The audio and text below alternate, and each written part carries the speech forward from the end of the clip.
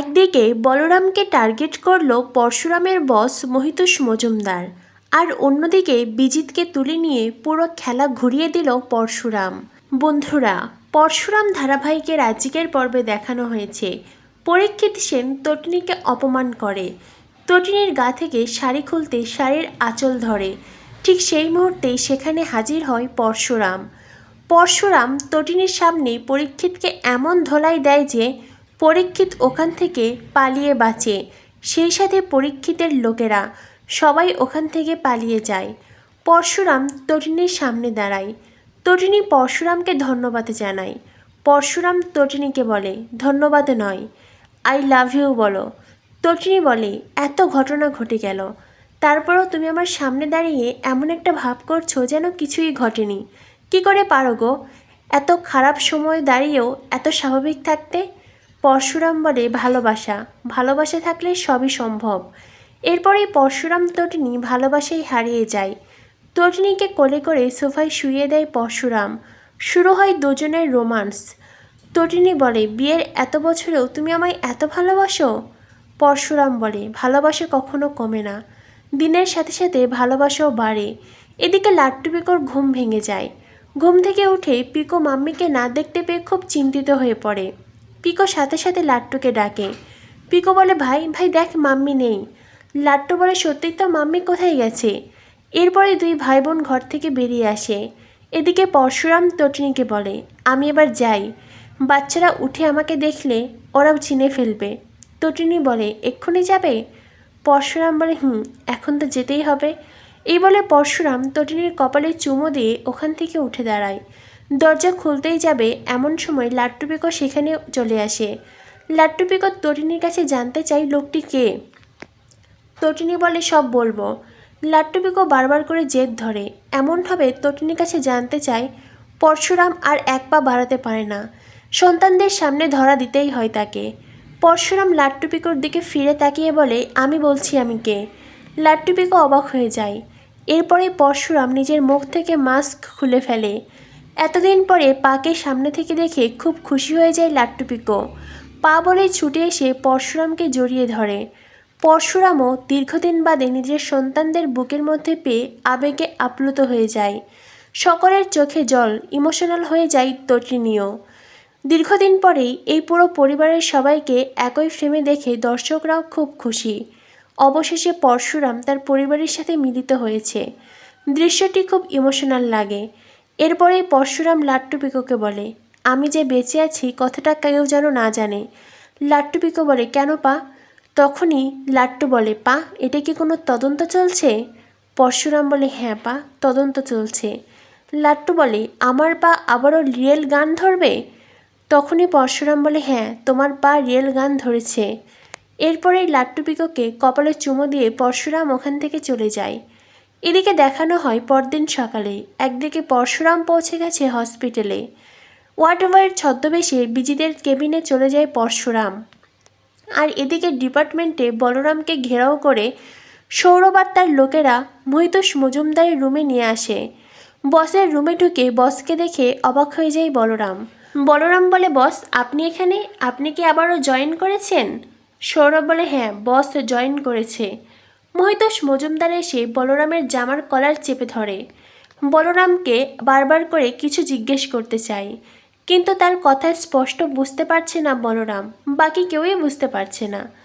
কারণ মহিতোষ মজুমদার এখনও ঠিক করে কথা বলতেই পারছে না, শুধু গোগানির মতন আওয়াজ করে যাচ্ছে। এটা দেখে বলরাম বলে, স্যার আপনার ভাষা না আমি বুঝতে পারছি না, তাই অহেতুক এনার্জি নষ্ট করে কোনো লাভ নেই। আপনার যে ভাষা এটা শিক্ষিত কেউই বুঝতে পারবে না।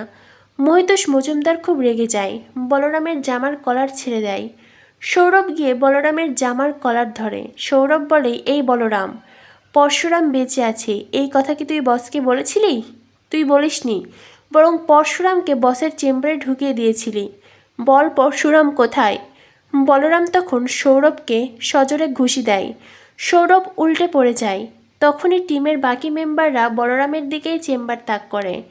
মায়া বলে, এ কী করছো তোমরা? নিজেদের মধ্যে কেন ঝগড়া ঝামেলা করছো? বলরাম বলে, ভুলে যাস না আমিও এই স্পেশাল ব্রাঞ্চের একজন অফিসার, আমিও এই ডিপার্টমেন্টের একজন, আর আমার চেম্বারেও ছয়টা দানা আছে, ভরে দেব। এটা শুনে সৌরভ ভীষণ রেগে যায়।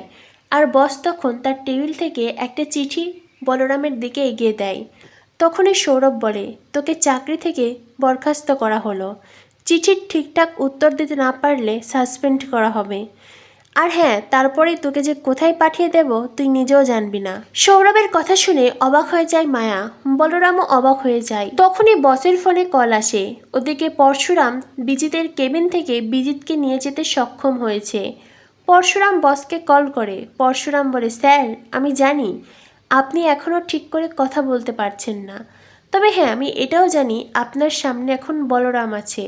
একটা কথা মনে রাখবেন স্যার, যদি বলরামের কোনো ক্ষতি হয়, বলরামের গায়ে একটা টোকাও লাগে, তো বিজন ওরফে বিজিত লালকে আমি শেষ করে ফেলবো। সে এখন আমার জিম্মায় আছে, তাই বিজিতকে বাঁচাতে হলে বলরামকে ছেড়ে দিন, বলরামের সাথে টক্কর নিতে আসবেন না। পরশুরামের কথা শুনে মহিতোষ মজুমদার খুব উত্তেজিত হয়ে যায়, কিন্তু কথা স্পষ্ট বলতে না পারার কারণে কেউই কিছু বুঝতে পারে না। সৌরভ বলে, স্যার আমায় ফোনটা দিন। এরপরে সৌরভ পরশুরামকে বলে, হ্যালো কে আপনি? স্যার ঠিক করে কথা বলতে পারছেন না, আমাকে বলুন কি সমস্যা। পরশুরাম বলে, আমি তোর বাপ রে, আমি তোর বাপ। এটা শুনে সৌরভ বলে, হোয়াট, কে বলছেন? পরশুরাম বলে, আমি তোর বাপ বলছি, বললাম না? পরশুরামকে তিনটা দানা ভরে দিয়েছিলি, এবার তুই নিজের চেম্বারেই নিজেই শেষ হবি। তোর দিন ঘনিয়ে আসছে, আর হ্যাঁ তোর বডিটাও কেউ খুঁজে পাবে না। পরশুরামের কথা শুনে সৌরভ ঘাবড়ে যায়, বারবার করে জানতে চাই কে তুমি, কিন্তু সেই লোকটার একটাই কথা, যদি বলরামের কোনো ক্ষতি হয় তো বিজিত ওরফে বিজন লাল শেষ হয়ে যাবে। যেই কথা শুনে অবাক হয়ে যায় সৌরভ। পরশুরাম কল কেটে দেয়। বিজিতকে বলে, বিজিত তোকে ব্যবহার করেই আমি খেলা পুরো ঘুরিয়ে দিয়েছি। অন্যদিকে সৌরভ বসকে বলে, স্যার এই চিঠি। বস তখন রাগের জেদে চিঠি ছিঁড়ে ফেলে, সেটা আর বলরামের হাতে দেয় না। বলরাম তখন মিটমিট করে হাসতে থাকে। বলরাম বলে, মনে রাখবি আমিও পরশুরামের চেলা, আমার টার্গেটও মিস হয় না। চেম্বার তোর কাছে থাকলে চেম্বার আমার কাছেও আছে। বলরামের কথা শুনে মায়ার মুখে হাসি ফুটে ওঠে। অন্যদিকে দেখানো হয় তটিনী পরশুরামকে কল করে বলে, আজ তো জামাই ষষ্ঠী, আজ আসবে তুমি? পরশুরাম বলে, শাশুড়ি কোথায় পাবে? তটিনী বলে, ভাড়া করে এনেছি। পরশুরাম বলে, ঠিক আছে আসবো, তুমি যখন ডাকছো না এসে কি পারি? তটিনী বলে, সত্যি তুমি আমায় এত ভালোবাসো? পরশুরাম বলে, এর থেকেও বেশি, তোমার জন্য আমি সব কিছু করতে পারি। আগামী পর্বে দেখানো হবে বিজিতকে নিয়ে পরশুরাম কুসুমপুর আসে। পরশুরাম নন্দাকে বলে, বিজিত তোমার জিম্মায় থাকবে, আর তুমি বিজিতের দেখাশোনা করবে, দেখবে কাকপক্ষেও যেন টের না পায়, আর বিজিত যাতে এখান থেকে পালাতে না পারে। অন্যদিকে পরশুরাম তটিনীকে ফোন করে বলে, জামাই ষষ্ঠী যা খাবার আছে এখানে নিয়ে এসো, কুসুমপুরে। এদিকে কর্ণ চ্যাটার্জি জানতে পেরেছে বিজিতকে কেউ হসপিটাল থেকে তুলে নিয়েছে, তাই কর্ণের মাথা ঠিক নেই। কর্ণ আসে ডিপার্টমেন্টে, সৌরভের জামার কলার ধরে বলে, 24 ঘন্টার মধ্যে বিজিতকে আমার চাই, নইলে সব কিছু শেষ করে ফেলবো। তখনই বলরাম কর্ণ চ্যাটার্জিকে উল্টো চ্যালেঞ্জ করে যে সে বিজিতকে খুঁজে পাবে না, কিছুতেই পাবে না, যেটা শুনে খুব রেগে যায় কর্ণ। তো বন্ধুরা বুঝতেই পারছো জমে উঠেছে পরশুরাম ধারাবাহিক। কী হতে চলেছে পরশুরামের আগামী পর্বে? পরবর্তী আপডেট পেতে আমাদের সাথেই থেকো। ধন্যবাদ সবাইকে।